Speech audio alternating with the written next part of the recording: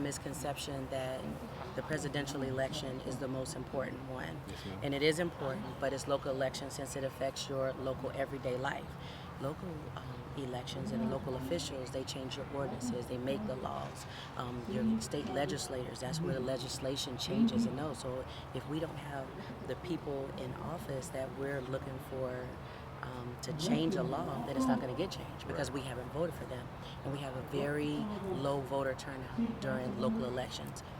However, in 2020, because it's a leap year, it's a presidential election, and so more people have a tendency to come out.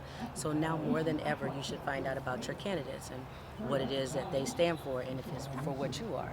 What I say is that you vote policy and not party, because there may be a different party that, you don't have to vote straight Democrat or straight Republican, but you need to vote. That's the best thing. My shirt says, register, vote, show up. Yes. Because that's what we need to do. So one thing that people don't know, and I'm reading it straight off of the card, it says, and this is the second thing that's on here, and this is about convicted felons, because convicted felons believe that they don't have the right to vote. Right.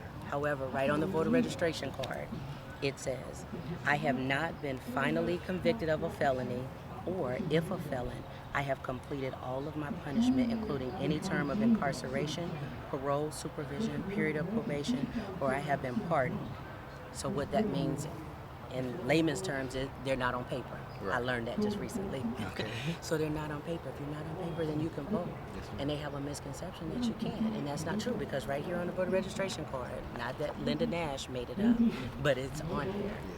So it's extremely important to me, voting, not only because our ancestors died for it, was tortured for it, we were deprived it, we had to fight to get the right to do it, but I have a 16-year-old son who, in order for us to get some of these laws changed about the police using excessive force and police brutality, we need to be able to vote those people out of office that believe that the way that the status quo is right now, that it should stay the same.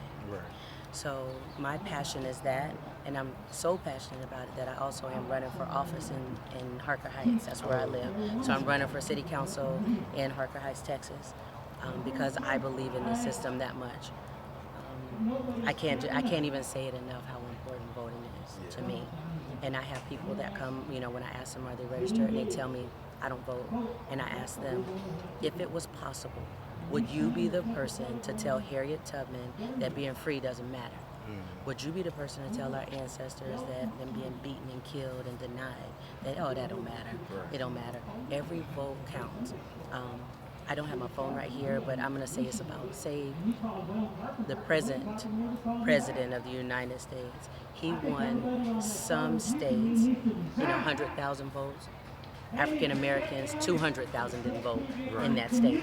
So African Americans, they feel like, that my vote doesn't matter, and it does matter, every single one of them. In local elections, the last local election in Harker Heights, I believe a candidate won by like 300 votes. You know how many people live in that small city of Harker Heights, and you win an election by 300 or 400 votes? Wow. People don't come out. 1,000 people came out to vote. 1,000. 1,000 in an election for your city. And it's the same thing in Killeen, and I don't know about Belton or in Temple. But historically, it's the same. People just don't come out. Right. They don't do it because they don't think local elections matter. They matter. There is an ordinance in Killeen, and I don't live there, but that says that more than, I think it's 3 or 4 people who are not blood related can't live in a house together. That's an ordinance. So if 4 guys got together and said, hey, we're going to live in this house, that would be against the law. The city council passed that. So if you put people in place that, hey, wait a minute, why can't we? And it may be a very good reason, but still, I'm just using that as an example. If you don't vote, then you can't complain. You can't change anything. You can't change it, and you shouldn't complain. Just sit back and just do what you're doing. But I think people, especially in these times, they think watching CNN, watching whatever it is that they watch, that's all you got to do. We got to do more than that. Right. And this is our ticket. So if you had the winning lottery ticket, would you not cash it in? I definitely would. So this is like a lottery ticket. We're gonna win if we use our lottery ticket. So I'm long-winded, I know. Hey, no, thank you for the information. So it's Yes. very important for us to get out there to vote our local election as well as our presidential election. Yes. And please do it. Yes, ma'am. Please. Thank you so much. All right. Thank you. Have a great one. All right, you too.